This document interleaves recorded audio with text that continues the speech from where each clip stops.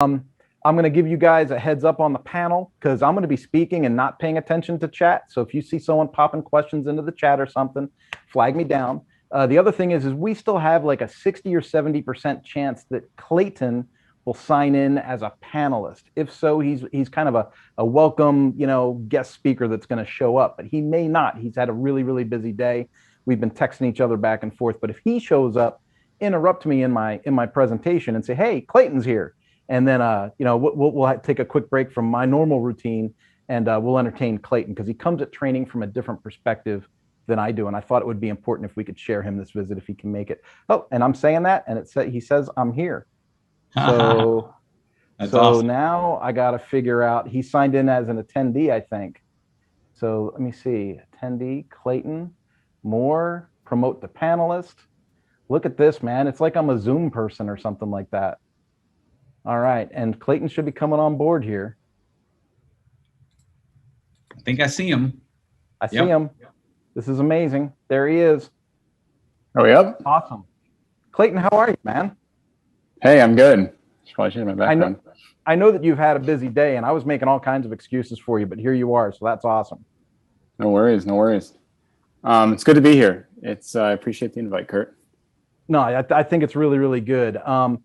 Just for transparency for people that are viewing live or people that watch the replay later, Clayton and I actually had a conversation, and Clayton's like, well, I'd like to talk about, service training, but I see that you're already in the service training space and I don't want to steal your thunder and blah, blah. And I was like, dude, we are on the same page. We're in the same book, but on different pages. Right. And I thought it was so important to be able to share the spotlight and give Clayton a little bit of space to talk about what he does. And Clayton, could I just launch you? Are you comfortable to do that? Yeah, we're good. Let's do that. Let's launch Clayton. And then when Clayton's done, I'm going to jump into my presentation and finish up. And then we'll do the whole roundtable panel thing and really tear each other apart here in the last few minutes. I might even break out a beer at the end of this. It's Thursday is it's the new Friday, right?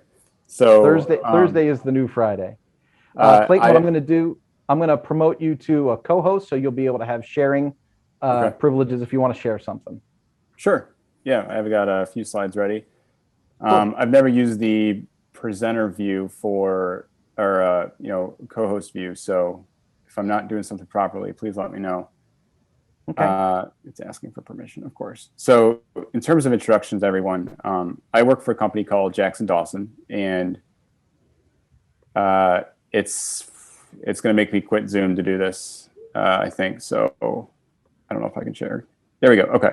So I work for a company named Jackson Dawson, and we specialize in the deployment of training and information to Powersports dealerships. The company's history is started in automotive. So we're Detroit based. So obviously we've got the big three American brands there, and then other brands like Toyota and whatnot that we service. But in the last few years, we've become more focused on Powersports because we see the opportunity. And like so many of you dealers understand, Powersports and automotive are not the same thing. And there are so many differences, and yet there are so many similarities.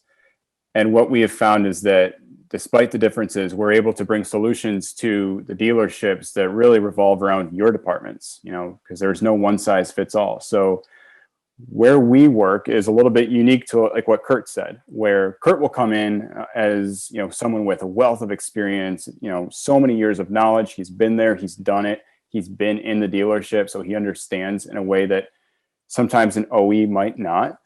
And my company bridges that gap where the OEs will come to us and say, hey, we're either launching a new product or we're doing this new initiative. We want to deploy it to the dealers. We want to bring the knowledge that we think we can provide, and we need you, Jackson Dawson, to package it in such a way that it resonates with the audience. They understand it. It actually improves their performance. It helps makes the dealership and the dealership staff more successful.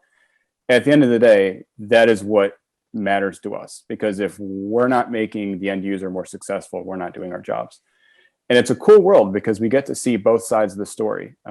We get to see the dealerships and how they are at the ground, they are the ground troops, right? They are talking to the customers, managing multiple OEMs at once. And then you have the OEM perspective where they have their own objectives. They are focused, whether it's Polaris, BRP, Kawasaki, they're all focused on their own priorities, but somehow the dealerships have to make all these different priorities work. And so it's very much a yin and a yang kind of thing. Quick overview, not to bore anyone, but if you have questions, please throw them in the chat. Obviously right now for all of you, sales is the highlight of the year, right? Unprecedented sales. You can't get enough inventory. Your customers are placing pre-orders and pre-orders upon pre-orders. And so right now, for most OEMs, their focus is just opening up more manufacturing capacity so that we can make as many units and vehicles as possible. Before this, though, we were seeing a lot of competition where that salesperson, your sales guy in the dealership, he was being pulled in multiple directions. He had his Kawasaki rep saying, hey, you got to push our product, the Polaris rep, the BRP rep. And it's my job for my clients to make sure that the products that they are promoting in the dealership, that they have good product training for the salesperson, that the salesperson is equipped with sales tools, that they have selling information, that they have leave behinds. And this is so relevant to what Joe does, right? Where you get that lead and that lead is hot. What are you giving that lead right away to get them excited to come into the store? And is that experience in the store, is it exciting to the customer? Are you able to answer all of their questions? Those kind of things. And even more, sometimes it's digital sales tools. So especially for the automotive brands, we'll deploy digital, touchscreen sales tools in the dealerships to help engage the customers around products in a way maybe a PDF or a print piece couldn't. Service and maintenance. This is obviously Kurt's world. So in dealership coaching, we do department evaluations, employee development. We help with performance management, financial management of the service and fixed ops departments. This is crucial because that's such a high margin business, right? There's so much financial opportunity in your service departments that we want to help dealership staff get as much of that as possible. Are you scheduling service appointments in advance? Do you know the highs and lows of your service business from a volume perspective? And are you planning ahead for those lows? Are you encouraging your customers to come in and schedule maintenance visits during those lows to keep your technicians busy? That's critical. I mean, a lot of stores are doing the partial employment of technicians during slow times, or they might even furlough them, hoping that they come back. And everyone on this call knows, Jason especially, how difficult it is to find techs. You don't want to furlough those techs because you might not get them again. So schedule work so that you're keeping them busy the whole year round, and you can reduce that possibility of losing your technicians. Parts and accessories. For all the parts managers on the call, you know how complex your business is. The customer just sees the parts counter and they're like, oh, they just sell parts. No, you have to deal with part numbers. You have to order parts from 17 different manufacturers. You have to understand all the technical manuals that go into the service world so that you can look up the correct part, order it. You have to track all these part numbers. You have to service your do-it-for-me customers, and you have to service your do-it-yourself customers. You have to service your service department. Very complex business that I don't think gets enough attention. And so we try to work with dealerships from the OEM level on improving things like obsolescence, your inventory turnover. Are you stocking the parts that you need, not just what you ordered 3 years ago? Those kind of discussions, the ones we have. And then finally, F&I. That is, are you having a consistent F&I sales process? Do you bring products and packages to your customers that are interesting to them, that they want to buy? Are you making sure that every customer that buys a unit is immediately escorted to the F&I department so that you can offer them all these different protection packages, insurance packages, et cetera? That's critical because that is almost a 100% margin business. If you have a dealership that does a good job with that, that can be a really effective profit center. And so these are the kind of things that OEMs bring us into because we have the industry knowledge, we have the personnel that can be deployed all over, not just North America, but globally.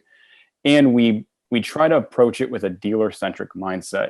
We're not here to tell you you're doing it wrong and we're going to show you how to do it right. That is not an effective way to get buy-in from your dealership audience. The right way is to build trust. It's to show that we understand your business, that we're not just here making things up. We have a method, it works.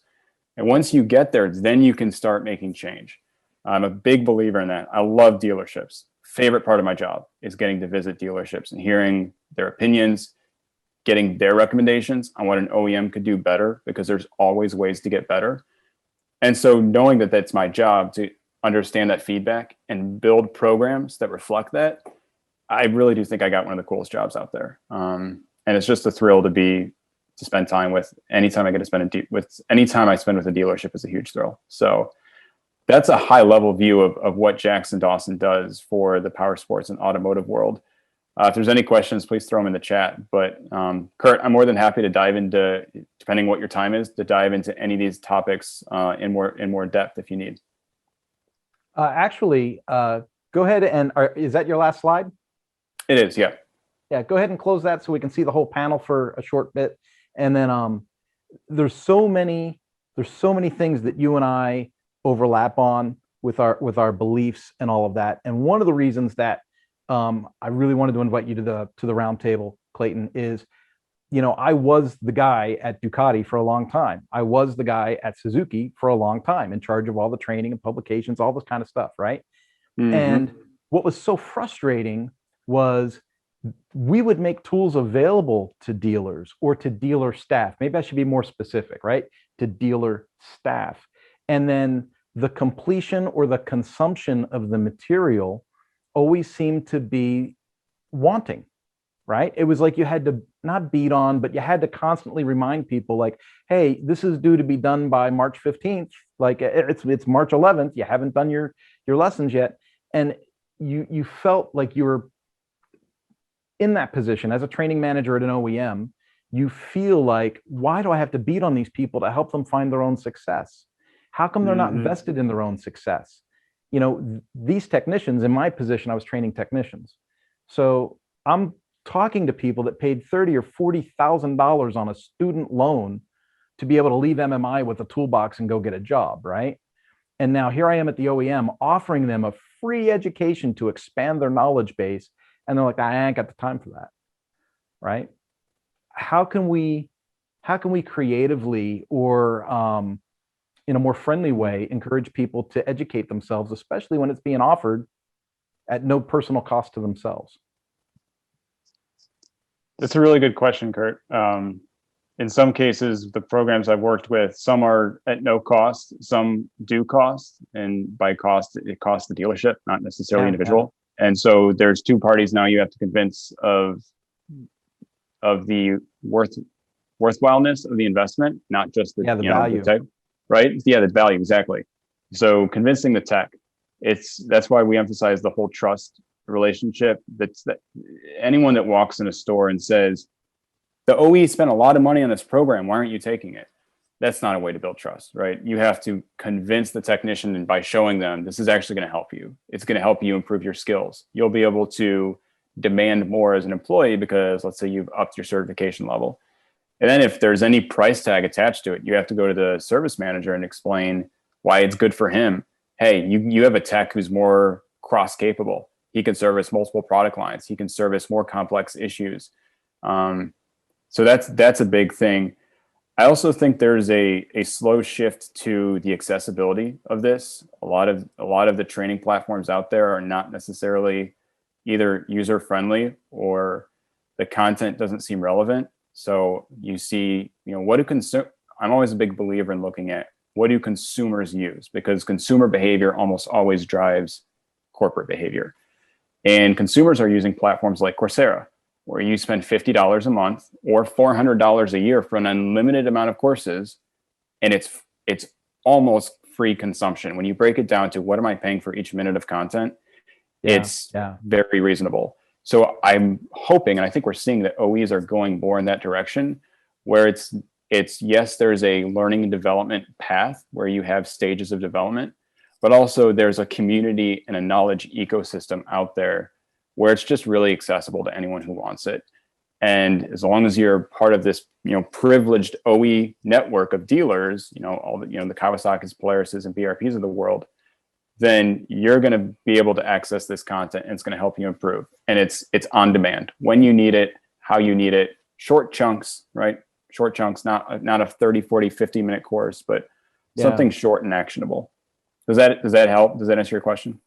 It kind of does. I mean, you and I talked before, and so I'm a big fan of the blended learning example, right? I believe that there needs to be a virtual component, mainly based in micro learning, like you said, small, shorter things, and an Active Directory where the learner can go, I need to know ABC, and go find ABC and look at it, right, in a short amount of time. I believe we need to build resources that are available 24/7 online that do that. However, and I've learned almost the hard way, right, that to take your program completely virtual eliminates some of the relationship that the dealer and the dealer staff require. So maybe it's virtual for a foundational experience, and then when people get to a certain level, you do that in-person relationship building workshop kind of thing where you bring people together and do community peer-to-peer learning. And as COVID opens up other states, we'll have more and more opportunities to do that kind of stuff. Yeah, obviously, I can't go into too much detail, but we've seen the impacts of that firsthand with a couple of client programs where COVID, we had in-person events planned, and COVID obviously canceled that for many, many months. And now we're trying to figure out how effective can you be virtual. Relationship building is hard over a camera. Yeah. Measuring and managing workflows, how many steps or how much time does it take for a porter to go locate a vehicle and bring it into the service department? Something your average dealership probably doesn't think about. But if that porter, or if, let's say, that technician is spending 30, 40, 50 minutes a day sourcing vehicles, that's time that isn't spent billing a customer. That's really hard to manage over a camera. Yeah, it can be. Hey, Joe, Jason, Andrew, do you guys have any questions for Clayton before I steal the screen and go into a presentation? No, Jason's solid. Good. That was solid. And the deal is I super appreciate you coming, Clayton, and you're welcome to hang out for as long as you can. Sure. I know that your day was packed. So if you can hang around to the end of me, then maybe that'll be a good way to put the two of us together so these guys can ask us questions and see if we can argue with each other. Yeah, I'm good for another 20-ish minutes if that works for you. Cool. I'm going to go ahead and steal the screen here and open up a PowerPoint. Let's see if we can make life happen. Go. There we go. Slideshow. All right. And I'm just going to ask for my own edification. Are you guys seeing the fixed operations big screen? All right, awesome. Folks, fixed operations is my passion. Anyone that's known me for any length of time knows that I'm really service oriented. I mean, I've done sales before, I'm familiar with sales, but I really believe that I need to, they always say the riches are in the niches, right? And I decided to super niche it down. I mean, not just power sports, but I'm power sports, dealers and service. And so I like to focus on that. And of course, it's anything after the sale. So if you're watching live or a replay, you could actually scan that QR code and it'll take you right to my property, which is the Powersport Academy. The Powersport Academy I built to handle training in things like communication. We've mentioned before that, a lot of dealer personnel haven't had formal training in communication, like phone etiquette, person-to-person conflict negotiation, things like that. And so we handle that. Best practices at the counter. We talk about what's required to actually write service and have a legal document.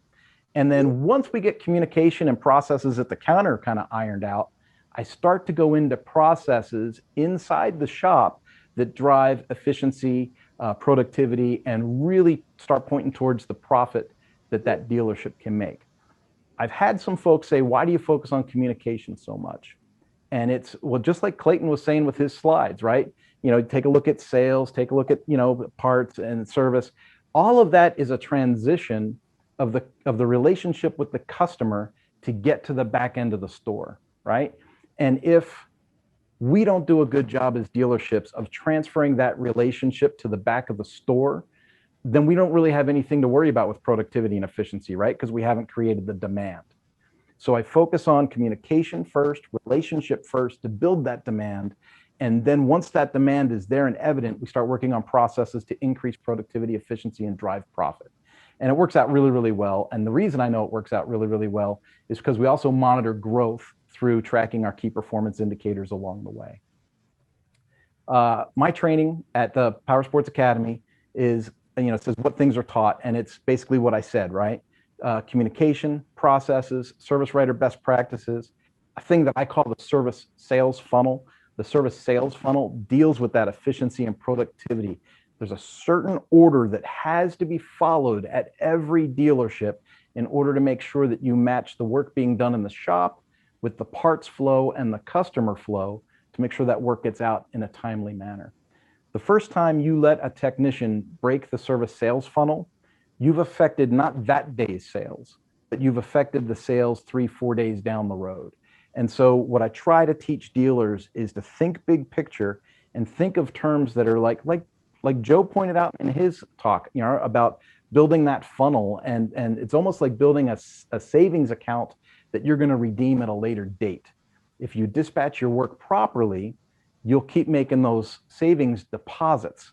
And at the end of the month, the end of the quarter, the end of the year, you'll have more parts and labor revenue because you followed the process properly. And so then we talk about interdepartmental flow, keeping that relationship going from the front of the building to the back of the building, understanding what a key performance indicator is. I said we were going to measure stuff, and some of you might be going, measure what? Well, I teach people about what a key performance indicator is, how to track it, how to make decisions based on the results, and move from there. And then, of course, that's reporting and goal setting. And there's not a single person in the service department that doesn't benefit from this type of training. If you have a lot person that understands that everything he does is relatable to the bottom dollar, and you share it in ways that are relational to them, they're going to perform better. And that's part of what I'm looking for when I offer training through the Powersports Academy. So it says here, what do I look for? Now, the reason I switched up my presentation this time around is, and I want to go ahead and change the view that I've got here, because when it does the recording, it's going to be a little off. So bear with me just a sec. Oh, okay. I want to make sure that this is show. There we go. Perfect. So it says, what do I look for? This is the question that's been coming up the most since the last Powersports Roundtable. I liken myself to being like that Marcus Lemonis guy that does the profit show, right? I have the innate ability with 30 years of dealership experience to be able to walk into a dealership and fairly readily take a look at some key items that need to be touched on, that need to be handled. And people say, so what do you look for? What's the magic? And so I basically put myself in the customer's shoes and I take lots of pictures, right? Pictures are my way of remembering what I saw and why I felt the way I felt when I went through it.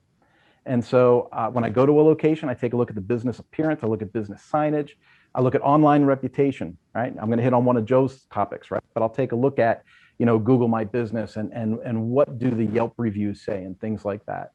And then I start focusing on what's the business communication that I'm seeing in person while I'm doing a dealer visit. And I look at the overall cleanliness. So I covered up the name of the dealership in the picture that's on the screen very purposefully. They might actually be on this call. So I don't want to embarrass them by putting their name out, but I want to tell you a story about visiting that dealership. You see where it says the hours and then it says service department that way? When I went to this dealership, it had just rained. I had never been to this dealership before. So I walk up and I see the dealership and service department that way. I'm a service trainer. I'm looking for the service department. I start walking. Remember I said it had just rained. I was representing a brand that said, make sure you wear nice shoes. So I'm wearing nice shoes. And I was walking back and as I'm walking, I'm taking a look at this building and I don't see any other doors that say service, enter here. So I keep going. I come up to a gate. At the gate, the pavement ended. So where the pavement ended, I'm looking down and I see mud because it had rained and I'm wearing nice shoes. And I thought, well, I haven't seen a service door yet and I can't be a pansy about this. I'm just going to go ahead and find my way. So I walk through the gate, I'm walking through the mud, I'm skirting around puddles, and I go all the way around the back of the building. And there is nowhere to enter this business. And so I walk all the way back around to the front of the building where that sign was, and I walk in that door to the right of that. And when I look, I see the parts counter, and over the parts counter, it says service. And I was like, that's so weird. Why did they have me walk around the building? And those are the types of things that when you're in it, you don't recognize it. When you're there, you're working there every single day, you might recognize how your communication is telling your customer to do something you don't want them to do. And so I focus on that kind of stuff and I take pictures of it. And then we build a package, a custom package, again, to Joe's case, right? You build a custom package for each dealership because each dealership is different. I used to work at Home Depot. I can tell you that every Home Depot is the same. Each store is made in the order that a house is built. So you got building supplies on one end, plumbing, electrical, decor. It takes you all the way out to landscaping and barbecues, right? Each store is built the same. Each Ford Quality Care is built in a similar way. So if I go to a Ford Quality Care, I can tell you where to find, serpentine belts and oil filters and get your oil change done and your alignment checked. But when I go to a motorcycle dealership, there is no standard template, and each of these businesses is unique. So it's important that we treat them all as if they're unique. And then, of course, cleanliness. If I go into a shop and it's dirty, I already know what I need to talk about, right? So again, I'm answering the question, what do I look for when I go to these dealers and do consulting? The next thing is, as I see these things, how do I address them? And so I say, what does a normal sports coach focus on? Well, a normal sports coach, he focuses on basics, right? I think about a really good baseball coach. He focuses on throwing and catching, batting, right? Think about a soccer coach. What does he focus on? Focuses on, foot skills, right? I think about all of these different sports genres and what they focus on when they're coaching folks. And what I get back to is back to basics. And so when I start consulting with a new dealership, we really do dive into basics. What are some communication styles, communication traits, work styles, phone etiquette, database for each employee over the right way to do things and to start to grow. Once I have that established, it becomes a hard issue. Does that employee behave in a coachable and teachable way? And if they behave in a teachable and coachable way, we've won them over, and now we can start focusing on real growth as a team, right? And then that's where I build the process. Once we have their heart, I know that I can instill process and have buy-in. If you skip over all these other things, because I've had a lot of dealers come to me and go, look, dude, the pyramids and crystals thing, that's cool if you're into that. I'm not really into that. I just want to ram some processes down these guys' throats. I got to kick these guys in the ass and get them to produce for me. And it's like, the moment you start talking in those terms, you've already lost your employees, right? And we were talking before to Nathan, we were talking before with Jason about HR things. And, folks, what I'm talking about is having that buy-in.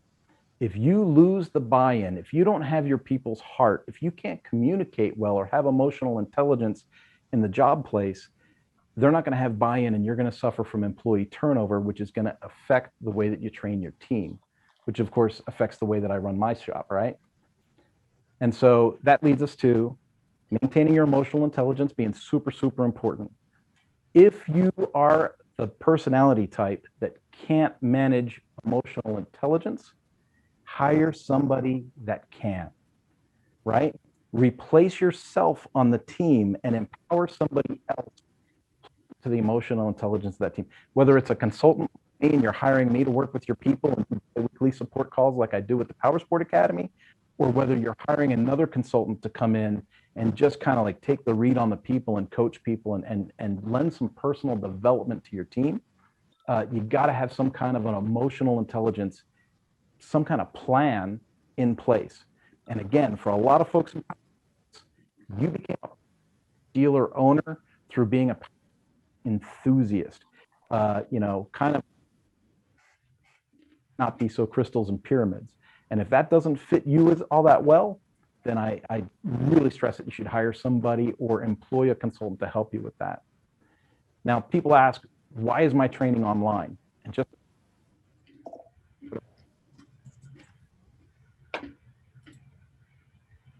of what we need to do at the dealership. And we can teach that in a very, very effective way virtually. We can get people into a space online, have a workable platform, get people in, give them content, show them theory.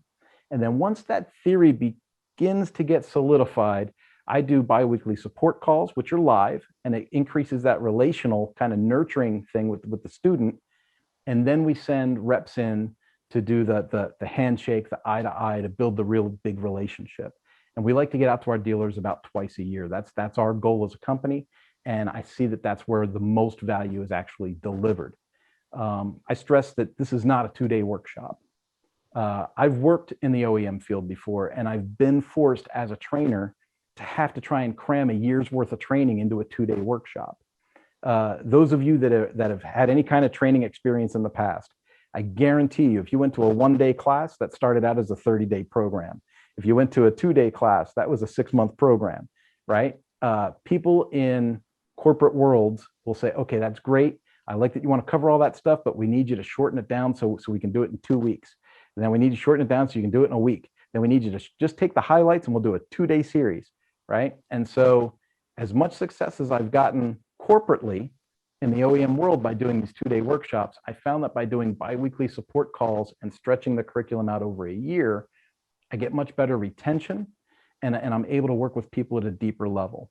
Now, the difference with what I'm offering versus like what the OEM offers, and I'm stressing this as much as I can, what Clayton provides with the OEMs, and the OEMs providing all that training and everything that they do, whether it's free or whether it's paid by the dealer owner, it's fantastic. Take advantage of all of it, right? It's so valuable to have that. But if you can bring something into your shop that is dealer focused and works on your people directly and works on a lot of personal development stuff that the OEMs will steer away from, then you're able to complete that cycle of training. You're able to not only give your people the information, the factual stuff that they require from the OEM to find success, but you also give them that well-rounded personal development, communication skills, how to overcome objections, reconcile differences. When I say overcome objections, I'm talking about sales tools, right? There's 3 root causes for someone to say no to service work. So, right, it's either time, money, or trust, and you got to figure out how you're going to, expose that root cause and then overcome that conflict or overcome that obstacle to get that person to be a buyer. Now, OEMs do a great job of, hey, this is how you fix a Hayabusa, or this is what's required when you sell an oil change kit, or this is what's required when you write a repair order.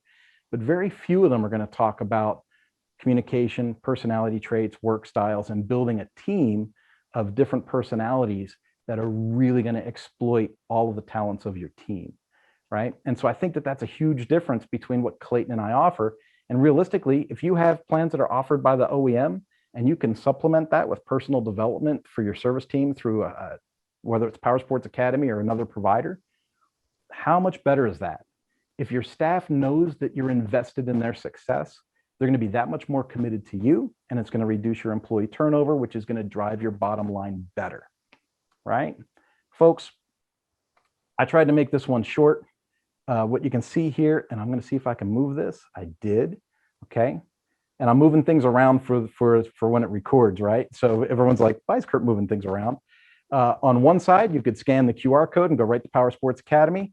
The other news is that I'm offering folks that stuck around for the 5 hours on the Powersport Academy. If you use the code Roundtable 429, that's going to get you 40% off on anything you choose on the Powersport Academy website, right? So does that sound like a hard push? Yeah, it is, because I haven't made, like to Joe's point, I haven't made 8 or 12 touches at all of the dealers that are seeing this right now. So if you have questions, comments, concerns, reach out to me, call me, hit me up through the website, hit the contact link. If you've got a question about, OEM training, and let's just be bold about it, right? If you're on this call or you're watching this roundtable and you work for an OEM and you're looking for training materials or ways to grow, reach out to me, reach out to Clayton, see if we've got the skill set that's what your company's looking for to reach the dealer network and boost your activities, right? Folks, that's all I'm really going to bring today. I really just wanted to push on what I look for. When I go to a dealership, everyone assumes that there's some kind of magic. Like there's some kind of, like I show up and I automatically have something done. It's 3 decades of experience that walks in and goes, how does that guy answer the phone? Let me take a look at these 2 repair orders and see how these are written. Are they signed? Do they have estimates? Can the mechanic pick up the repair order and a set of keys, turn around and go work on the motorcycle? Or does he have to pick up the repair order and a set of keys and go back to the service desk and ask what the hell this means, right? If the guy can't pick up the repair order and the keys and go to work, that's a loss. The service department is the only department in the building where everything that is done physically by every employee has a direct correlation to the bottom line, right? A salesman can go outside, drink coffee, smoke a cigarette, make a phone call, text his girlfriend, go in and still close a deal by Saturday, right? But a technician walks away from his bench to go ask a question to a service writer, that's 15 minutes gone, right? If your shop rate is $130 an hour, that just cost you $65 for him to walk away and ask a question. Every time you distract a technician, it's 15 minutes for a distraction, right? If you're running a good shop, your parts and labor splits 50-50. So you lost the revenue of $65 in parts, you've lost a quarter of $130 in parts and a quarter of $130 in labor, right? Which brings you to $65 lost revenue. Now you start adding this up. If you distract a technician 10 times a day, that's about $65,000 a year. If you distract a team of 4 technicians 10 times a day because you didn't give them properly scoped work, that's a lot of money, right? It ends up being what, $250,000, $260,000 a year in lost revenue. So I'm super big on this stuff, super passionate on it. Once we get the relationship and the communication fixed at the front counter and over the phone, we're able to drive that demand right through the service department, make them more efficient, more productive, reduce employee turnover. Because if the customer's relationship is better, how much happier is the work environment? And I should ask Andrew that one, right? If the work environment is better, if the relationships are better with the customers and there's less moaning and bitching at the service counter, how much happier are the employees in that service department? And if the employees are happier, right, it keeps your expenses down and it keeps your employee turnover less. So there's wins to this whole thing. And we all have the ability to do it. I look at everybody that's on the roundtable today, and I'm just like, Nathan's gone because he had to take off early. But it's like, look at what Nathan brought to the table, Andrew for stress, Jason for HR, Clayton on OEM training. Joe with the BDC talk was over the moon. I got to watch the replay just to take some of the facts away from what Joe talked about. And I'm super thrilled with what we've been able to bring to today for everybody that's watching this thing. I'm kind of done. What do you guys got? So you're talking good service. So what defines good service, right? Make sure you look at the customer's balloon too. He came to you to remove a discomfort. He didn't come to you to add a whole bunch of them. So when you had to walk through the mud, you just put another discomfort on your customer. So make sure you're removing the air from your customer's balloon, not putting it back in. It's, to your point, it's about reducing friction. Who was the one that used the term reducing friction today? Was that Nathan? I think it was Nathan. First presentation of the day. We talked about reducing friction. The more that we can take steps at the dealer level to reduce friction for the customer, the more money they're going to spend. I'm always shocked. Like I love the Ducati brand, and that's my second trash truck of the day, if that's making noise.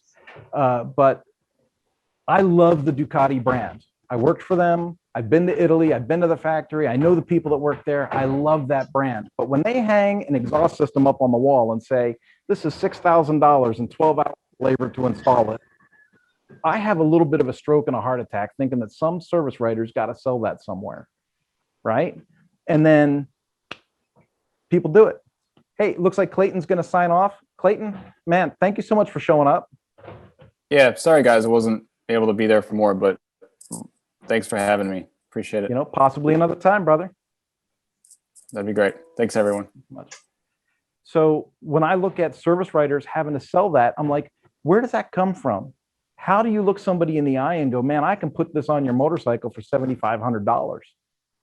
And that doesn't happen unless there's relationship and communication. And then, of course, you need productivity and efficiency on the back end to make sure there's margin in the job.